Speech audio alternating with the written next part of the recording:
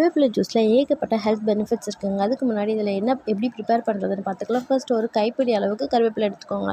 ஒரு சின்ன துண்டு இஞ்சி எடுத்துக்கோங்க. 1/2 லெமன், அப்புறம் 1 டேபிள் ஸ்பூன் போல் கர்ட் ரொம்ப வேண்டாம், ஏன்னா ரெய்னி சீசன் வேறு, சளி பிடிச்சிக்கும். அதனால் இது நம்ம இஞ்சி லெமன்லாம் போடுறதுனால நம்மளோட பெல்லி ஃபேட்டையும் குறைக்கிறதுக்கு ரொம்ப ஹெல்ப் பண்ணுதுங்க.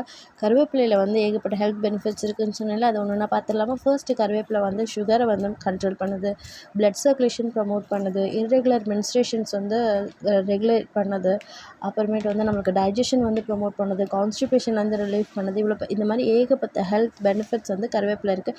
இதில் ரெகுலராக சாப்பிட்றதுனால ஏதாவது ப்ராப்ளம் வருமானு கேட்டிங்கன்னா கண்டிப்பாக வராதுங்க. இது நம்மளை வெயிட் லாஸ் பண்ணுது, அதனால் பேபிக்கு ஏதாவது ஆகுமான்னு கேட்டிங்கன்னா கண்டிப்பாக இல்லை. பேபிக்கும் ஹேர் க்ரோத்தை ப்ரமோட் பண்ணும். இது நான் இப்போ 2 வீக்ஸாக தான் எடுத்துகிட்ருக்கேன். எனக்கு ஏதாவது ரிசல்ட் தெரியுதான்னு கேட்டிங்கன்னா இன்னும் ரிசல்ட் தெரிய ஆரம்பிக்கல.